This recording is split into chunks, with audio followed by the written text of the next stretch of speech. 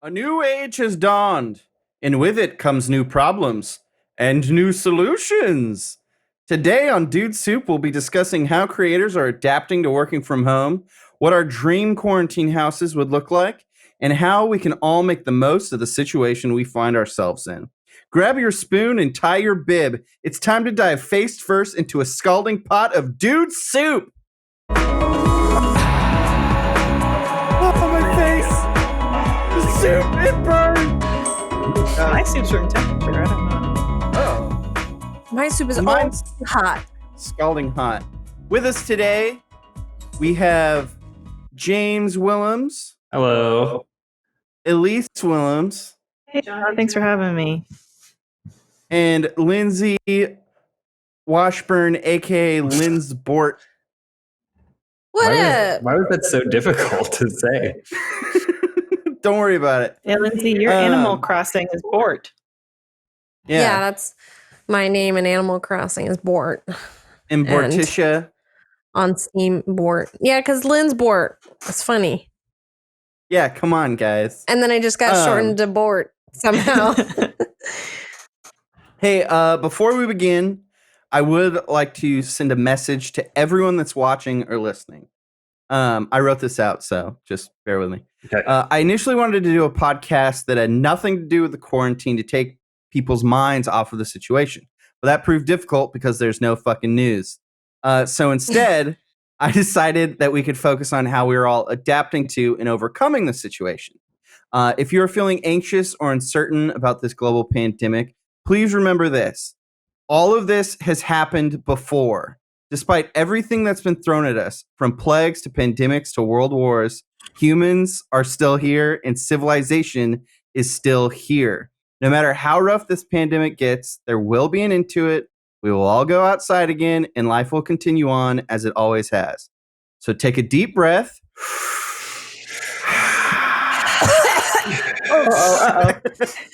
Make yourself Sorry, some cocoa and hang out with us for an hour. Let's do this. Thank you to Let's do it. Bespoke. Great Thank job. you to Bespoke Post and Mint Mobile for sponsoring this podcast. We'll be hearing more from them later in the show. Now, first things first. How's everybody doing? How's your week been? Oh, John, I'm so amped. If I had a soda can, I would crush it on my forehead right now. Oh, I'm so amped. That's what I would do. Well, Yeah. Do hang we have? on. Yeah, you guys have one. I mean, no. We don't have one. It's right here. We got plenty. No. Yeah, it's like one of the things you wanted to buy a ton of before this all started. Here we go, Lise. Crush it. It's Get it full of close to the liquid. mic. And it's full, too. I couldn't possibly. I think my soda is from yesterday. I think I drank from the wrong one. I think I love this drinking. is the one from today. Well, it's, I love it's flat probably hard soda. because there's like. Oh, there you go. Do you? I did it. Just fast forward that. John, I'm doing real swell. Yeah. This week's going pretty well. And I just got my second room in Animal Crossing. So things are looking very up. Elise, what things are important to you other than Animal Crossing at this point in your life? Name two things that are important to you other than Animal Crossing. Don't worry about it. Spending time with my friends in Animal Crossing That's fair. Okay. I'll count that. and keeping up with the news in Animal Crossing. There you go. All right, okay. Keeping up with the nukes. We all have our priorities. I when I went to do that bit with the can for Elise, saw that we had leftover garlic bread from when I got pizza for my birthday the other night, and I was like, well, I'm eating that, so. Bada bing. There you go. John, how are you doing? I'm actually, so my therapist asked me this. I'm doing wonderful because this is how I live my life, day in, day out. This, like, you know, this quarantine, it's the best time of my life. Well, And you learned this from I your mean- therapist? No. I was just saying, like, that I feel like I'm handling it a lot better than a lot of other people because most people go outside and like have social lives and stuff, whereas I never did. So, well, I mean, yeah, that's true for like maybe weekends and evenings and stuff, but like you still went to like an office where you interacted face to face with other people Yeah. and would maybe I go was out to forced lunch with to. other people. For him. I know. Were you Having miserable to say before? hi to your face every morning. God. We put him in chains and force him to be part of the McGang. Yeah, we take him to McDonald's. Well, the McGang was one of the few benefits of interacting with other humans. Mhm. I get it. I'm a tourist. I like being at home. Mm-hmm. How have you guys been like occupying your time? Have you basically just been watching a buttload of stuff, or have you been trying to mix it up? We've been watching a lot of we've been just putting movies on. Like, let's just put a movie on, which I feel like normally we do watch a lot of movies, but normally they're more intended. It's like this past weekend we watched Richie Rich. Nice. It's Why. And then last night we just put on Wall-E, which, great movie, but still it's like seen it a bunch of times. It's just putting stuff on and then just kind of like allowing things to happen. It's weird. Time blurs. For me though, like the biggest thing is my work day is like screwed, because like I'll just blast through lunch and then be like, oh, it's 2:00 and I didn't get up from my desk because I was doing stuff. And then it'll be 7. It's like, oh, it's 7:00. Like you don't have that structure. And I think that's what's the hardest part for me. Yeah. The very first day that we did work from home, it was the day before California announced like that we're actually doing like a quarantine thing. We were testing it to see if it was viable. And at like 4 PM, I was like, why am I so fucking angry? And I realized that I hadn't eaten at all that entire day. And then I was just sitting there like freaking out and all hangry and stuff. And I was like, oh shit. So since that day with that mistake, I've been very vigilant about like, I eat breakfast at 8:30. I get up and eat lunch at noon, and then I get up and eat dinner at like 6 because I never feel hungry. I only realize that I'm hungry after I've like punched a hole through a wall. So, yeah, metaphorically. There's been 1 or 2 days where I sort of, rearranged my schedule especially because I'm moving right now. So everything's crazy. It's like I have to go to the new place in the middle of the day. And I did that like twice last week. But then I found that when I came home that night and I was like, cool, it's 7:00. So I'm going to pick up where I left off. And I worked for way longer. It was like 11:30. I was like, I should have only been working on this for like an hour or two. But my mindset was just like, well, yeah, I need to make up for some time lost. But because when you're editing or you're in a creative project, it's so easy to get carried away. Oh, yeah. And without knowing like that normal time that you stop, like I stop at 6:00 so I can eat or I can like relax or turn my brain off or do something else. It's very easy to get carried away. And it was like 11:30. I was like, what?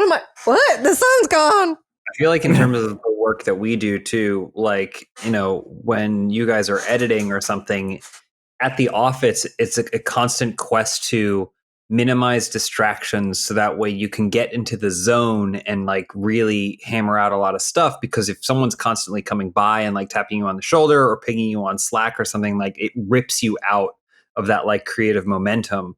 But this is the dark side of that, where there's like a lot of nothing, a lot of silence, no movement, no anything. So you do kind of distractions. Yeah. So you fall into the void. Exactly. You get pulled by the current, the undertow of creativity sometimes. And then you overwork yourself because you don't realize you're getting hungry. You don't realize that you're getting stressed and tired. So, yeah. I do say though, sometimes it does feel good in that moment though. Cause you're just so into it. And then you are maybe tired, but at the end you're like, I feel really good. Like I nailed it. I got a lot of done. So sometimes it's just like balance, but it's like the time I played Civilization 5 while I was going to get a parking ticket. So like I was like, oh, it's 2:00. That's when they give out parking tickets. I'll just do one more turn. It's 2:15. I probably already got a ticket, so I just left the car. It felt great in the moment to play Civilization that way, but probably wasn't the healthiest option for me. Yeah. How's everyone's hygiene doing? Oh, I showered this week, so it's going great. I'm good. I've definitely just been wearing like casual bottoms because we've been filming and everything, so I've been wearing shirts and stuff, but I've just been in like pajama shorts and pajama pants. I'm putting jeans on every day. James has been putting jeans on every day. That's Oh, nice yes, jeans, approve buddy. he's We get in the front and the wearing back. Weekends, Leggings every weekends day. I'll wear sweats and stuff, but not during the workday. I put on jeans. I try and get dressed like I normally would if I was going to go to the office. That's serial killer behavior. Is it? So the first thing that I want us to that we can talk about is the future of content creation during this pandemic, because currently we're still getting, everyone's backlog. Like if you've looked at, our Funhaus channel, a lot of those videos is still us in the studio because, we shoot weeks in advance.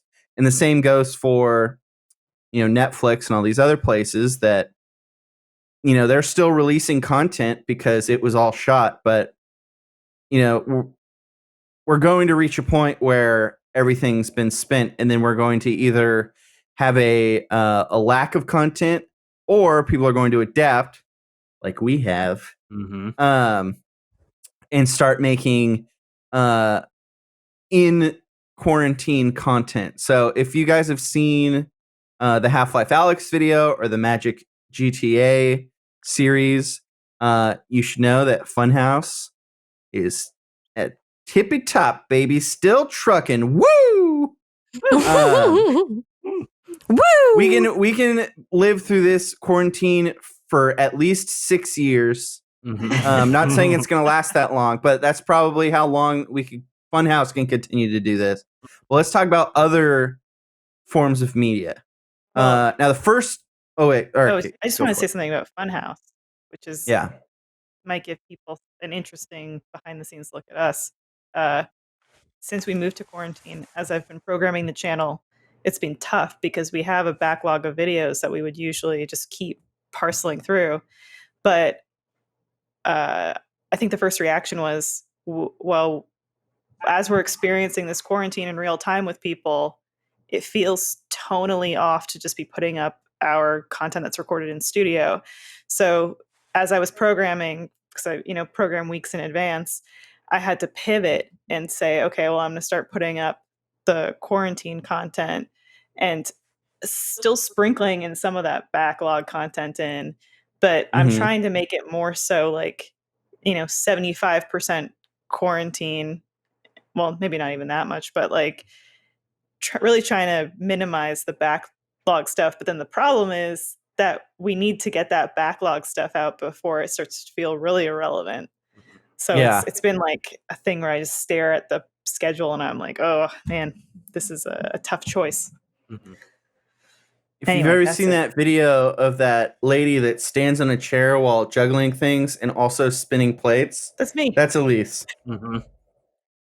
So I think the first kind of content that we saw in quarantine, or what's a phrase we can have for like the content that's being created from home, like work from home type stuff.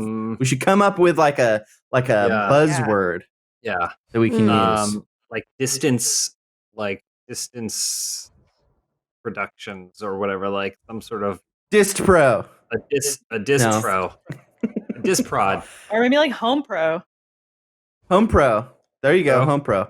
So the first kind of home pro content that we saw was from the late night talk shows, because as most of you guys know, those are recorded basically daily. Don't they? They record them in the afternoon and then they air in the evening, or they air like at night. That's generally, and then I think on Thursdays, most places, most of those shows, they'll shoot Thursday and Friday on Thursday.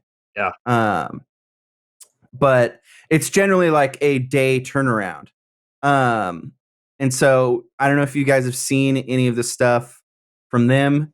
It's very weird to watch a comedic monologue without an audience.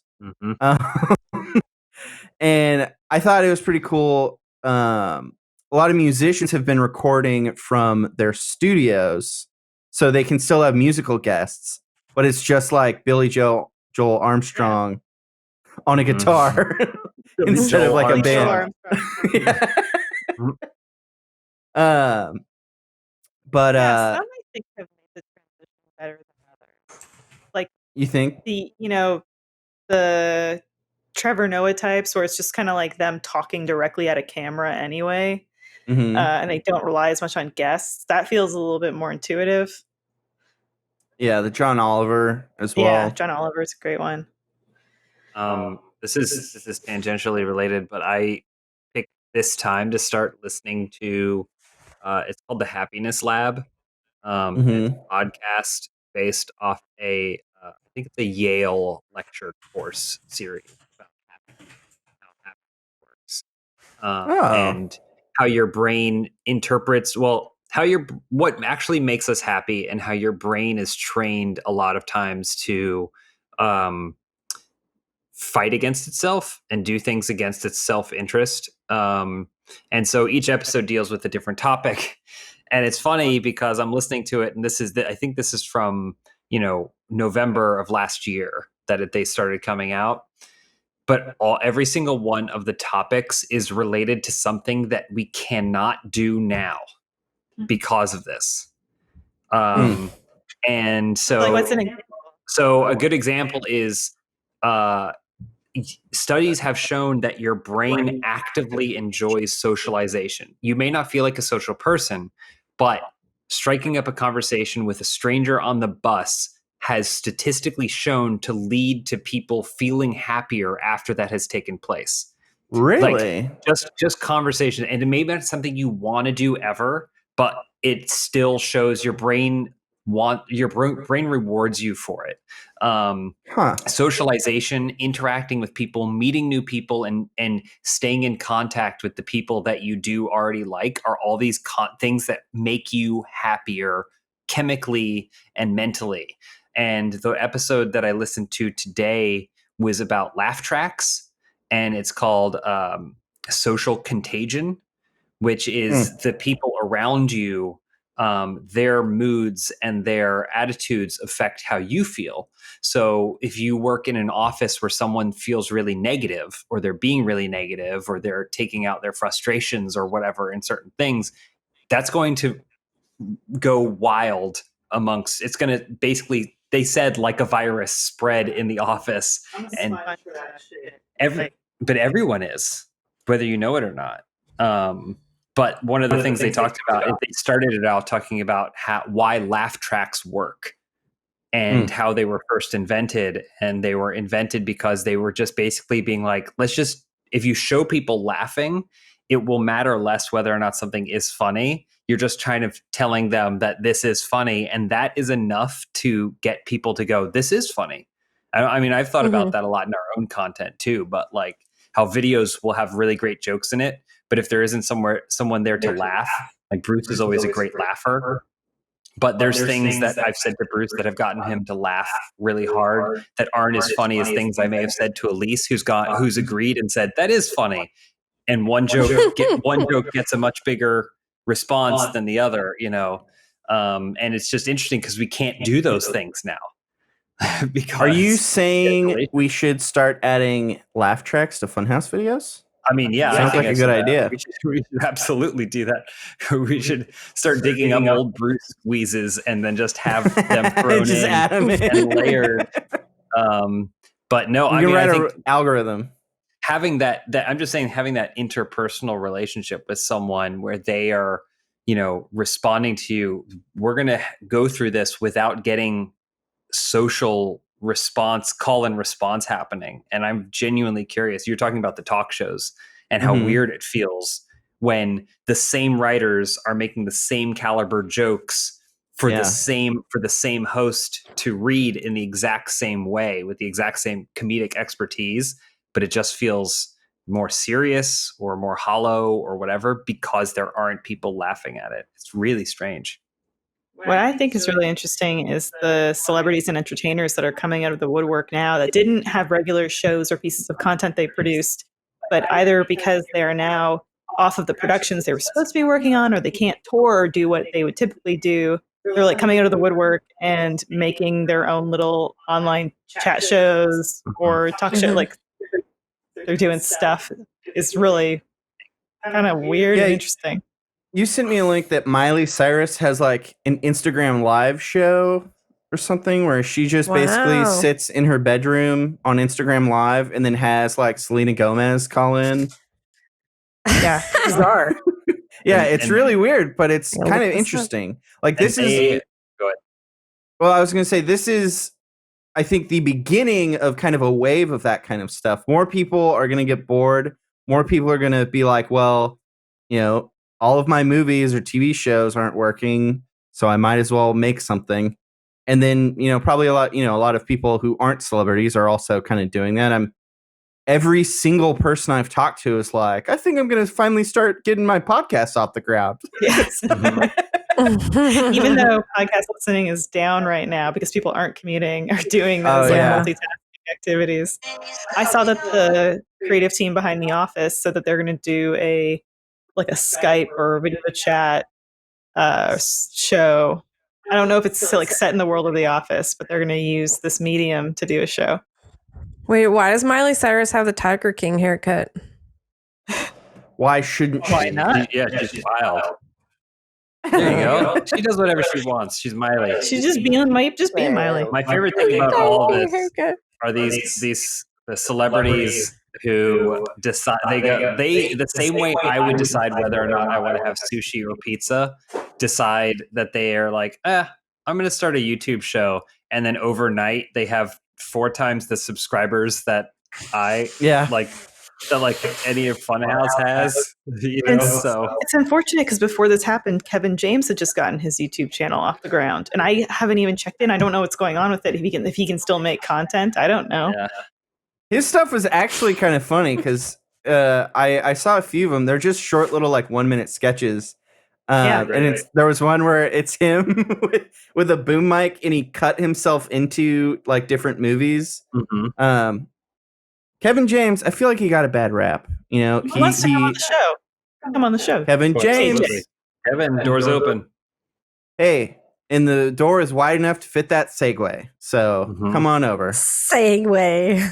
So one of those celebrities is John Krasinski. He has a Some Good News show where the first episode was just him interviewing Steve Carell about The Office, which is wonderful. The second episode was reuniting the cast of Hamilton to sing for a super fan.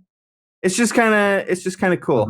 Mm-hmm. But good vibes, which is what we all need right now. Lindsay, you said you had an emotional reaction watching it. I did. I cried tears of tears. Really? During Hamilton? Well, before that, all the the good news things, I was sitting there oh, that is really nice. Yeah, that's really nice. That's really nice too. You know, it gets to me. I need that. I need the good happy cries. I need the laughs, you know? So, because, we all need it. Amen, sister. I was like, So what did you said something to me the other day that made me laugh out loud. Oh, no. Oh, yeah. Private. I couldn't remember what it was, but you need those moments where you just laugh out loud at something, you know? Was it laughing at someone in this video call? Sure. What? Yes. Oh, she cut out but yes. Yeah, you cut out when you spoke. But I think the real question is, it's kind of the unknown thing that none of us really know is how are movies and television going to be made in this? Are we just going to not get movies and television? There are some mediums of shows where they can continue making content, like WrestleMania. James, can they?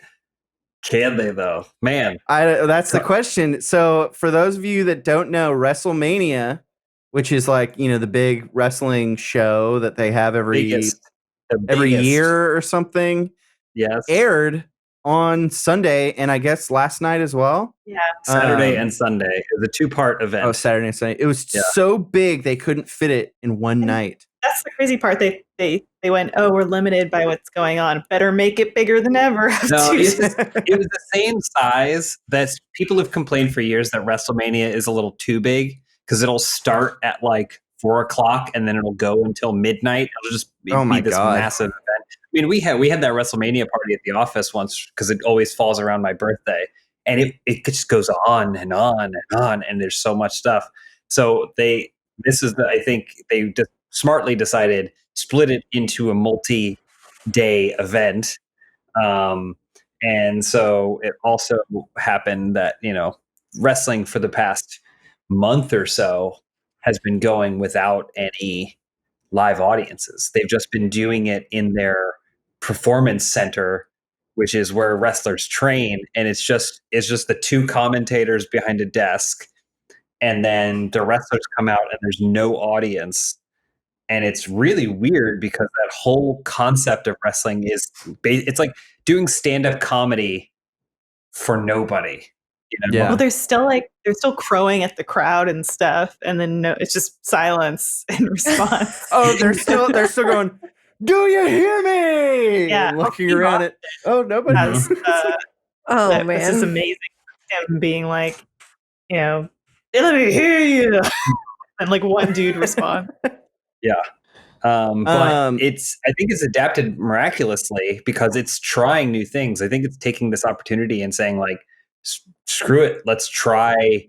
Dude, we have to keep going. It's kind of, I see a lot of how we work where we don't take time off. We don't have seasons. We just have to keep going. There's no time to like refresh and do R&D and really figure out something new every week. The next 48 weeks have already been sold and planned. And so you have to keep going, and WrestleMania was no different. But man, they're trying some wacky stuff, and it makes me want to try wacky stuff too. Mm-hmm. I mean, when I clicked around the VOD of WrestleMania, I clicked into a point, Elise, where there were puppets. There was a Vince McMahon puppet. It's pretty ridiculous. Oh, really? I'm surprised it took this long to get to that point. Vince McMahon puppet has been around. Puppet. He's been around. Oh, it has? Yeah.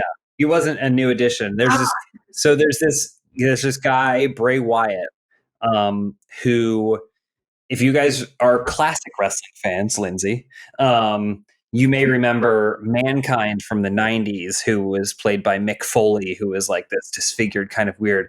The new modern updated version of that is this guy, Bray Wyatt, who used to be the leader of like a redneck kind of swamp cult, where he worshipped his dead sister, and then they would like attack people and stuff. And then he also would like get possessed and go up in like a reverse bridge crab pose and stuff like that. But after suffering some major defeats more recently, he's adopted this other personality. And so now he's a split personality, where one is this very clean cut guy who wears a sweater and hosts a thing called the Firefly Funhaus, which has talking puppets, a Vince McMahon puppet with devil horns who says really mean things, and then a couple other puppets too. But then he'll turn into the Fiend, which is like a Joker X kind of transformation, where he's got like a skin mask pulled over his face and stuff. One of the puppets attacked John Cena. So he was supposed to have a match with John Cena at WrestleMania. And an example of what some of the stuff that they've done have just been regular wrestling matches, just with no audience. And they sort of minimize, I feel like, the participants too. Yeah. Oh yeah. Instead of a triple tag team match, they just had one member of each tag team and stuff like that. So they've done those like these practical things with straight up wrestling, but then they're trying these other things where they're basically filming the kinds of things you would film in your backyard with your friends. Was that the Boneyard match? Yeah. Boneyard match where Undertaker fought AJ Styles in a graveyard. And it was kind of shot like imagine a shitty action film that you would have shot with your friends. it's wild. It has like music underneath it, and they're still kind of like doing wrestling moves, and they didn't choreograph a fight. It's still like planned, so a lot of throwing punches and like, come here, boy, come here, and like stuff like that.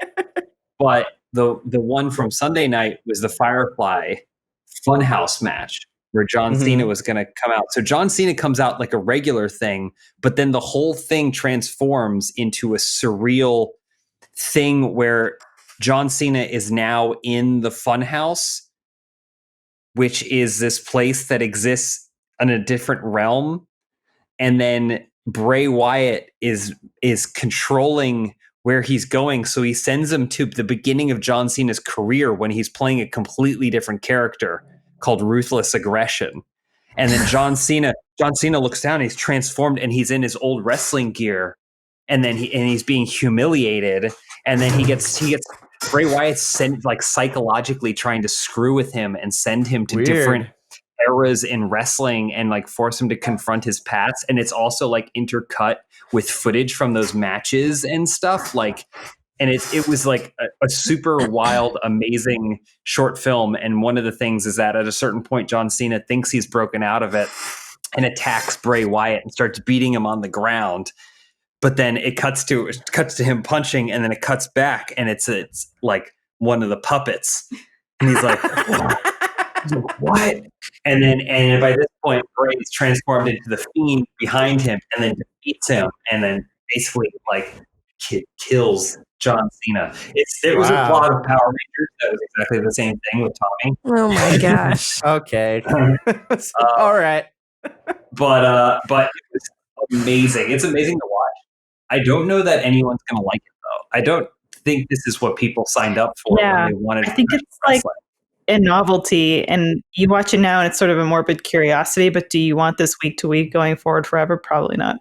Again, I think there's a better version of that, and it's the fans roar, the roar of the crowd. You've spent 40 years developing this form of entertainment for a specific delivery medium, and now you can't do that. I'm fingers crossed. I love that they're experimenting. As a fan of the sport entertainment side of it, I love that they're trying new things and experimenting with stuff and doing everything. But man, I don't know if that the casual fan they're just going to say. I mean, we've kind of experienced it with our own Funhaus too, where like people are like a lot of people are encouraging and saying like, we'll support you no matter what. But then other people, they have every right to just go, this isn't what I want to watch. I have the right to choose what I want to watch, and I don't want to watch this. So it's wild. It's weird. Yeah, that sounds nuts. Sorry, guys. I kind of bombarded you with that. No. I the put passion it in here was what I was like, yeah, that's weird. Give a recap because I have no interest in watching it. One other thing before we hear from our sponsor is that I guess because the NBA has been canceled, they've replaced it with NBA players playing NBA 2K, and it's being broadcast on ESPN2. Wow. I was like, when I Rick sent me the article, and I was like, oh, that's kind of interesting. And I clicked, and I was like, where can you watch this? Like on the internet somewhere? No. It's being broadcast on television in replacement of the NBA season. I feel like you could still have players doing like slam dunks and stuff. Just tell them, I'm sure they have basketball nets at home. Just be like, film yourself doing like slam dunks and tricks and shit. We'll put it on TV. There you People go. will watch it. There's also those old channels that would just show old sports, ESPN Classic or whatever. It's basically just syndicated sports. I feel like you could probably get away with something like that now too. Like just show last season, or show the season from like 1994 or whatever. Like show Michael Jordan like running wild on the Bulls or something like that. Yeah. There's stuff that, TV could kind of like learn from the internet, which originally learned it from TV, which is do put together thematic broadcasts where it's like, here are the best moments of the like Bulls 92 season. Watch that. I watched the heck out of that. It means Harlem Globetrotters. Bring back the Globetrotters. Yeah, who needs the NBA when you got the Harlem Globetrotters? Mm-hmm. I agree. I can. It's like spinning plates, but it's basketball. Harlem Globetrotters, but with an actual referee, like an actual NBA referee. So that traveling, like they're traveling. All right. I think now we're gonna move on to I can't hear Oh, you can't hear me? I can hear you. You can't hear me? I can hear him. I can hear you. Elise? Can you hear me, Elise? Well, while we figure this out, let's hear from our sponsor, Bespoke Post. You know what isn't any fun, but really should be? Checking your mail. For me, it's mostly bills and a stockpile of coupons for stores I've never even heard of. But that doesn't have to always be the case, because once a month, I do have a reason to be stoked, thanks to the arrival of a box of awesome from Bespoke Post. I love to cook, and great tools make that process even more satisfying, which is why I made sure that my last box of awesome included a slick 7-inch Zwilling knife, which is literally the sharpest thing I've ever touched. Don't ask why I'm covered in Band-Aids. I'm a tough guy, and tough guys should get the best stuff every month. No matter what you're into, Box of Awesome has you covered. From style and grooming goods to barware, cooking tools, and outdoor gear, Box of Awesome has carefully built collections for every part of your life. Right now, there's a pancake skillet available that I know I've got my eye on. But if you're not sure where to get started, take the quiz at boxofawesome.com. Your answers will help them pick the right box for you. There's new boxes every single month. It's free to sign up. Plus, you can skip a month or cancel anytime. Each box costs $45, but includes over $70 worth of stuff inside. It's an amazing deal if you're into awesome stuff. Don't hate your mailbox anymore. Get 20% off your first monthly box when you sign up at boxofawesome.com and enter code DUDE at checkout. That's boxofawesome.com, code DUDE for 20% off your first box. All right, we're back. And guess what, y'all?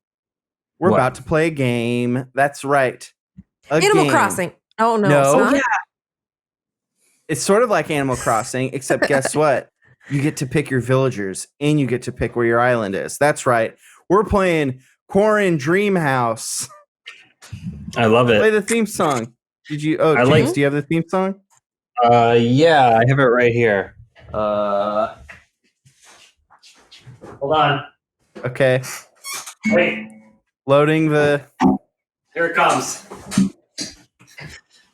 All right. It's a Quarren Dream House. A Quarren Dream House. It's Mike's cutting in and out.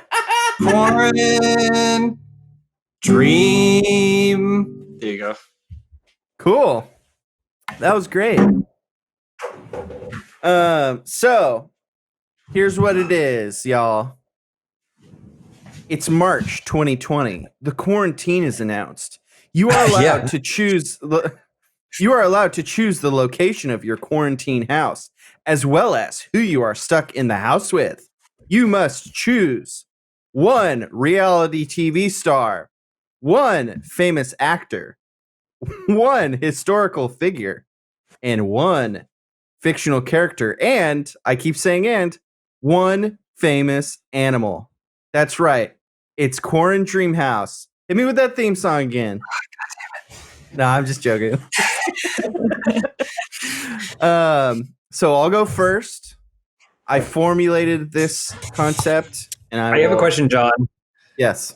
How does answering all of these questions better inform you of my password, my email password? Because all these things that have been going around on social media, I feel like must reveal something, and I feel like my password is what they're after. Well, I mean, just don't worry about it, and maybe change your password, because I'm going to figure it out. Okay. So for me, I chose the best place in the world to spend your quarantine. That's right. It's the San Diego Zoo, the world famous San Diego Zoo. Have all of you been? Yeah. Yes. No. Lindsay? And the good, I've been to the good one been. too. Not the bad world famous. There's two San Diego. Well, it's not. There's San Diego Zoo and the Wild Animal Park, which is now called Safari Park for some stupid reason. Mm-hmm. They're both great, James. But comparatively though, I think people aren't thinking about the one with the tram over the top or whatever. I think most people are thinking about the really big one where the animals roam free. It appears someone edited my entry. My reality TV star was going to be Anthony Bourdain. That's right. This takes place in a fantasy world where no celebrities have ever died.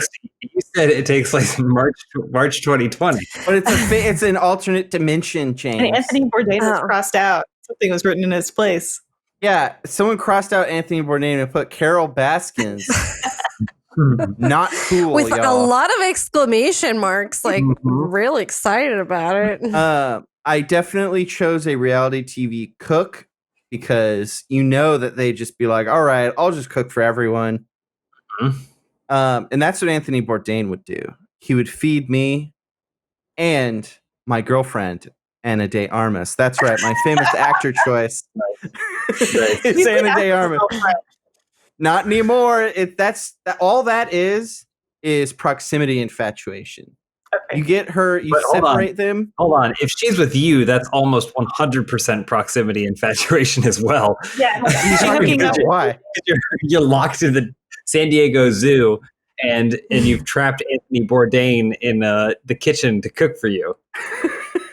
Well, once she tastes the wonderful flavors that Anthony has brought to us, and I pass them off as my own. Oh. No, because Anthony Bourdain's in the kitchen, I bring out the food.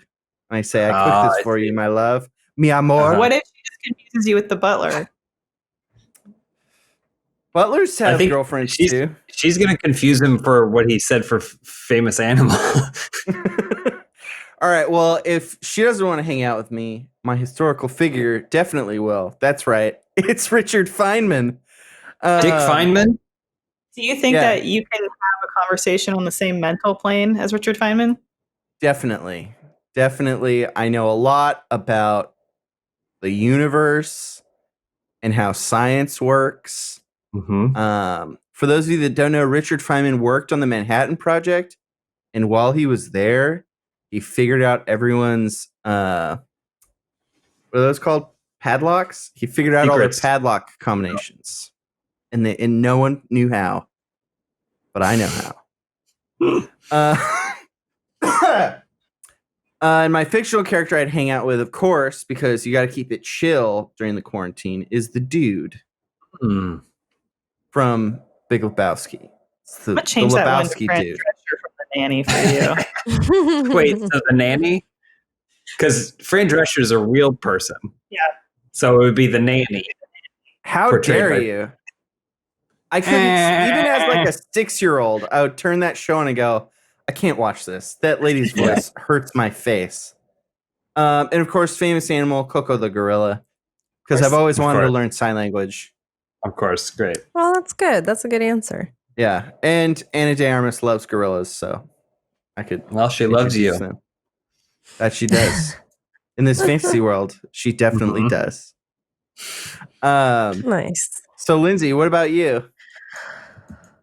My list is incomplete, but I'll tell you what I do know. I know that I would be in the desert in one of those ranch style homes, just like a really chill, okay. Zone. Okay. My reality TV star is going to be Cromwell Brown from Queer Eye. Expert. Very nice. Culture expert, the guy who's always having those one-on-ones being like, what do you feel here? And I would be like, nothing. And he'd be like, we'll work on it. I love Karamo, but every single time that happens, I go, is he licensed to do any of this? Does he have any professional expertise? Or is he just the same way I talk to people, just like, maybe you should start taking better care of yourself? Like, does he have a doctorate in writing things on mirrors or something? Or taking people to ropes courses? I don't know. I think but I know that if I was going to pick one of the Fab Five, I'd pick Cromwell Brown. I love them all. They have such good energy, each in their own right, but I'll go with Cromwell Brown. Okay, so my famous actor, I was trying to think of somebody funny who would also be a comedian, so I went with Kate McKinnon, modern, classic, super funny, and I've watched her in an episode of Breakfast, Lunch, and Dinner. I don't know if you guys have seen that. It's on Netflix. It's like David Chang, I think, is the guy who co-hosts it, and they go to different countries, and they go to Cambodia together, and you see a little bit of the real Kate McKinnon, not just being funny, and she like kind of just talks about her own like anxieties about entertaining and her career and whatever, and she's really funny. So I totally be down to chill with her. I gotta check that out. Yeah, you should watch it. It's so good. My historical figure, I didn't have anybody, but it's funny because somebody, Jonathan, wrote for me Sexy Abe Lincoln, and my answer that I was thinking was like a handsome historical prince, because I just I need somebody to look at who's good, who like maybe has money. At the end of this, we can come out of it in love and wealthy. I don't know if you know this. Abe Lincoln, this is a fact, had a 12-pack. Great. Can I just say that Sexy Abe Lincoln is redundant? You can just say Abe Lincoln. It's implied that he is sexy. All right. Yeah. Okay.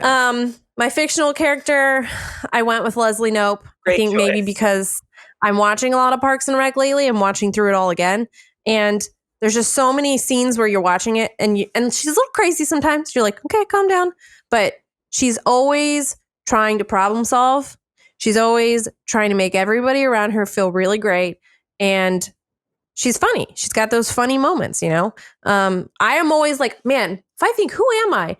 I always think I'd like to be a Leslie Knope, but I'm more like April and Andy combined into one. So like kind of dumb and just hating everything. I would say trash. Trash. Yeah. I always thought I was a Nick. I realized I'm a Schmidt. It's really stressed me out. Yeah. My old roommate. It is always the sad realizations. My old roommate / friend once told me that I remind him of Amy Poehler, not Leslie Knope, Amy Poehler, and it was one of the best compliments that I received in my life. Never forgotten it. Yeah, so honored. Nice. You know, you just want to be compared to the greats.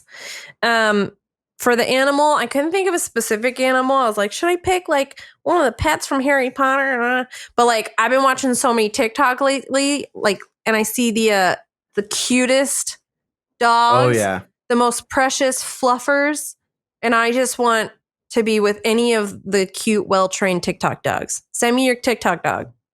I want to hang out with him in my quarantine house. The one that's deaf, who the guy is training her with the hand sign language. What? I'm like, I haven't seen that dog. It's so cute. It's so cute. Lindsay, Anyways. why did you choose the desert? Well, my parents live in Phoenix area, and I like driving through the desert, and every time I go there I do feel very relaxed because it's very quiet, and it's, at least in this time of the year of March 2020, it would be warm during the day and cool at night. It's quiet, smells good, the air is clean. All right, it's just peaceful. Sounds like you've thought this and through. It's good to look at too. It's visually very good. I hope you and Kate McKinnon hit it off. Oh, we're going to be the best of friends. Watch that show. I'll send you a link later. Okay. James. I'm ready. So let's hear it. My location, I picked Epcot because it's all locations. That's nice. Good. Lake of the world. I won't feel isolated anywhere because I will have access to culture, and even if America is just a kiosk. But still, I can't wait to have a great time there. My reality star, I couldn't decide. I knew it was definitely going to be someone from Real World because they have experience with this sort of thing. And so I was either picking Coral from Back to New York, who starts out really mean, but then becomes a really kind-hearted person by the end of it, or the Mormon from Real World New Orleans, whose name I think was Julie, because she looked like she was there to party, except she was also constantly conflicted because she was Mormon and didn't know what to do about any of that. I think she eventually left the church. So I guess March 2020, she would have, left the church behind. But definitely one of the two of them. Famous actor, Billy Zane, because of his amazing voice. He could read stories. He could read books and stuff. And then I get to listen to him read books. He's also an incredible artist, so he could paint beautiful portraits if need be. Nice. He could tell me stories about what was it like on the Titanic set, what happened to the guy who fell off and hit that propeller. Like, he could tell me all kinds of really cool stories about his career. Just so you know, when I was a little kid and I saw Titanic in theaters, I busted out laughing out loud when that guy hit the propeller, and I was so changed by my family. It's funny. Historical figure, I have Socrates, because I feel like I could learn a lot from one of the greatest philosophers of all time. Is that how you pronounce that word? That's good. Socrates. Okay. Socrates. That's not what I was going to... Yeah, okay, continue. Either that. I'm also going to throw an alternate in here because I figure he's probably going to be speaking Greek, and I may not be able to know Greek. So I'm going to throw Mitch Hedberg as an alternate. Okay. Yeah. As a fictional character? No, that's historical figure. Oh, okay, yeah. Fictional character. I'm going Hollywood from Who's Cool that? World. Oh. That's the hot cartoon from Cool World. Oh. Because Jessica Rabbit always gets play for being a hot cartoon, but anatomically she's kind of a nightmare. I feel like Hollywood is closer to the real thing. So great. Thank you. And she's also just personality wise, she's wild. Like, she's always up to something. So I feel like you'd never be bored. And then famous animal, I picked the octopus that chose all the World Cup winners. Oh, nice. A couple years ago, like, he got them all right. Oh wow! Because I feel like that's like an endless amount of fun and enjoyment you can get from an octopus. There you go. Yeah. So, yeah. I mean, every year. This wasn't even the kind of thing where I'm like picking it, feeling sad about what I would be missing. I was writing out these responses, getting excited for the possibility of it coming true. Exactly. That's the whole concept behind this Quarren Dream. Mm-hmm. Now, before we hear from Elise, let's hear from our sponsor, Mint Mobile. Yeah, Grandma, I have to go. I love you. Have you looked at your wireless bill lately? Because you're probably paying too much. Sure, back in the early 2000s, certain providers had better coverage, but these days, everybody's offering the same high-quality nationwide coverage. So why then are you paying more for the same service? It doesn't make sense. Oh, you don't know why? All right, well, in that case, let me tell you about a little thing called Mint Mobile. That's right, Mint Mobile can slice your bill down to $15 a month for the same premium coverage. You aren't going to find a better deal because guess what? There isn't one, okay? I've been using Mint Mobile myself for a while now, and nothing has changed. It's the same phone number. Everywhere I've been, my service has been steady and fast. The only thing that has changed has been how much I'm paying for my phone. Like, it just makes sense. To get your new wireless plan for just $15 a month and get the plan shipped to your door for free, go to mintmobile.com/dude. That's mintmobile.com/dude. Cut your wireless bill to $15 a month at mintmobile.com/dude. All right, Grandma, I'm back. I thought you were dead. All right, Elise, we're back. Let's hear about your Quarren dream house. Oh, location? Looking back, I wish I had chosen the Greek island that Lindsay Lohan lives on, but no. Yeah, but I had actually just chosen beach. I'd love to be in a beach house because then I also get the little surrounding beach. I can walk up to the water. Mm-hmm. There you go. My reality TV star, Tiffany Pollard, aka New York from Flavor of Love, because she would mix it up so much. So much drama happening in the house. So much conflict. She would keep trying to bring dudes home and we have to go Tiffany, stop, New York, stop. We're under quarantine. We can't have these strangers come in here. It'd be a whole thing. Wonderful. Famous actor Leslie Nielsen, of course, one of my comedic heroes. Order of Canada, Leslie Nielsen. We never got to meet in real life. Not yet. But we would get to meet in this situation. Yawning, sorry. Historical figure. Eleanor Roosevelt. I've been meaning to read a couple of biographies of Eleanor Roosevelt for a project that I have in mind. But in this situation, I would just get to talk to her and learn about her. Write your own biography about her. Essentially. Maybe she'd want to write yours. No. Okay. Fictional character, my man Gandalf, of course. Oh, yeah. Because we would smoke pipe weed together on the beach, doing it. He'd tell me stories about all the like Balrogs he fought and shit. And it'd be the kind of thing where like New York keeps trying to bring dudes to the beach house, breaking quarantine, and then Gandalf's like, "You shall not pass," and it's the whole thing. It'd be really, really cool. And then famous animal, Hachi the dog. The famous Japanese dog that, so I would know that Hachi was always going to be there for me. Oh, so Hachi's there for you. Hachi isn't just staring longingly off into the ocean, hoping for their owner to return. No, it's for me. Oh, that's good then. Okay. Hachi kind of looks like Vincent. Mm-hmm. Yeah, a little bit. Nice. Well, cool. One can dream. I really wish that I was in a house with Anthony Bourdain and Ana de Armas right now, but it's just a dream. In a lion's cage. Probably. Now we are about out of time. But before we go, I thought that maybe we could share some ideas on how to live your best quarantine life.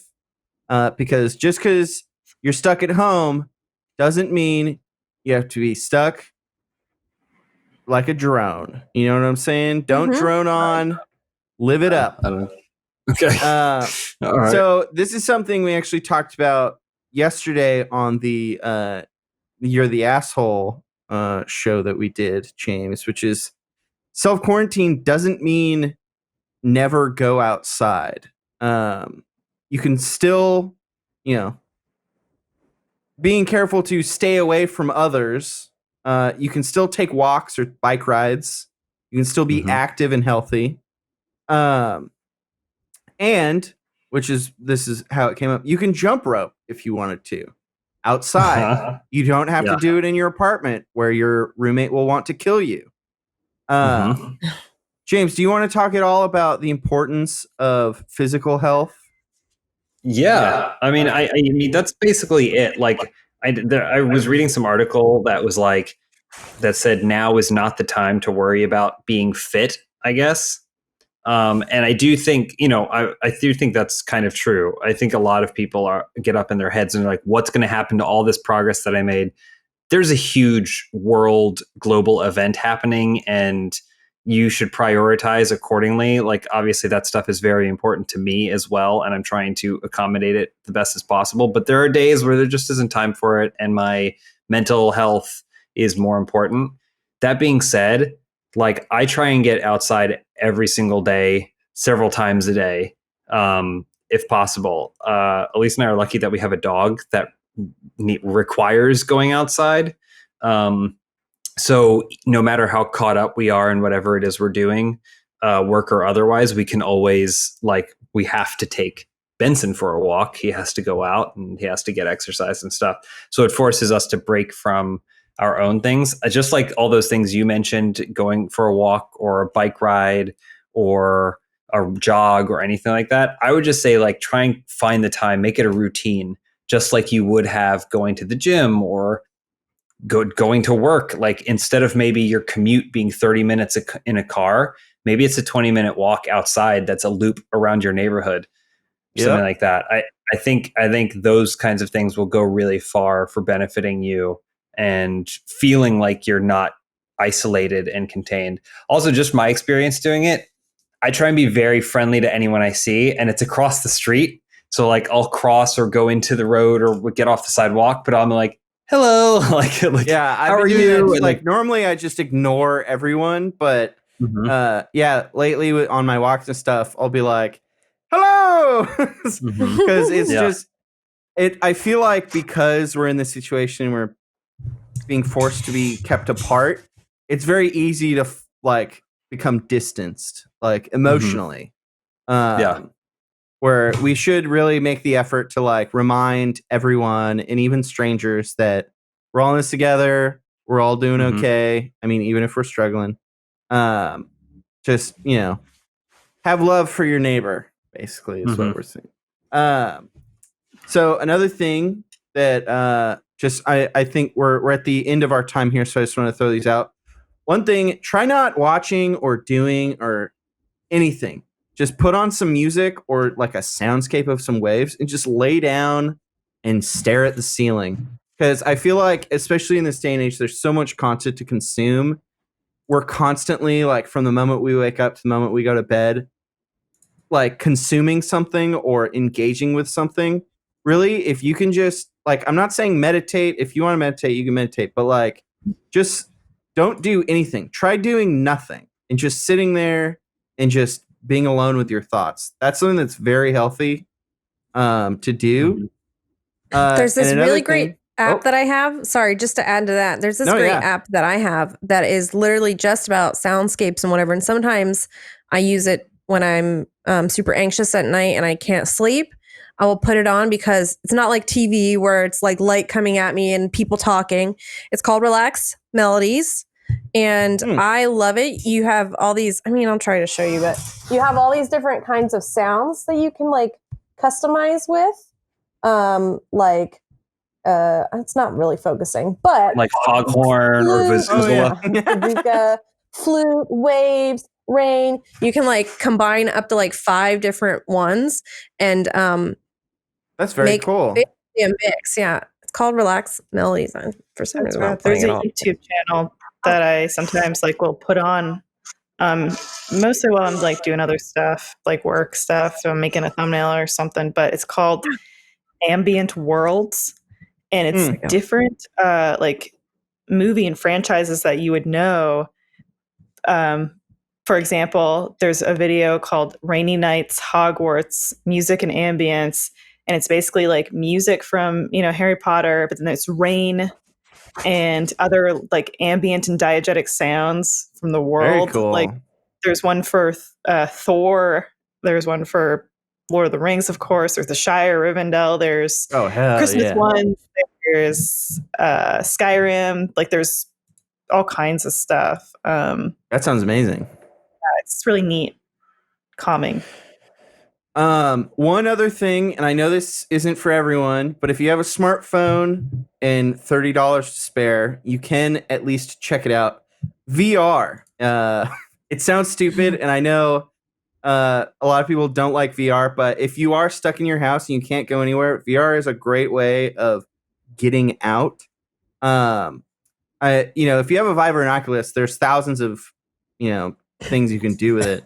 But even if you just have a smartphone, you can buy one of those. This is actually how I first tried VR because I didn't know if I wanted to spend a bunch of money on a Vive. It's like it's a headset thing that you slide your phone into. Most smartphones are compatible with it.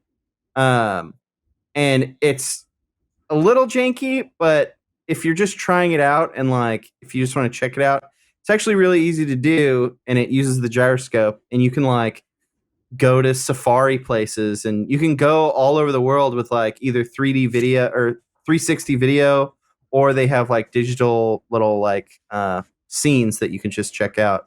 We reviewed one that cost only $5 on our $5 gamer gift guide. Oh, really? Yeah. And I can tell you it did work with porn. I don't know that that's going to help you escape as much as you would like to, but even I'm just saying as an example, even the $5 one worked with porn. So there's that. And there's a lot of social, or not a lot, but there's a number of social VR experiences. Mhm. I don't think it works with phones, but like there's VR chat, which is ridiculous, but you can actually get out and go and interact with strangers and stuff. And there's another one called Big Screen. I actually read about it in this Kotaku article where he says he went to one room and it was called Shut Up and Dance, and everyone was in there, dancing with their avatars and everything, but he just kind of embraced it and had a blast dancing around with everybody. And he actually got lost because it was on this it was up in this skyscraper, and he was just looking out over the city, and he kind of forgot that he was in VR until an ambulance drove by, and then he was like, oh yeah. I know we want to do some of that stuff at Funhaus. We want to try. Obviously, not everyone has access to VR, but we want to see if there's stuff we can do and experiment with for those of us that do have it, because I think that'd be a fun, different viewer experience, but then also a fun way to record, because so much of what we're frustrated with is like not being in the same room as everyone else. Yeah, so let's do it. I'm super down. I even know how to load up custom avatars onto my VR chat character, so we should do it. All right, let's do it. Well, I just want to thank everyone for hanging out here today, and thank our sponsors, Bespoke Host and Mint Mobile. And yeah, I guess that's it, everybody. Thank you so much, and I guess we'll see you next week. Thanks, everybody. Right. Thanks, guys.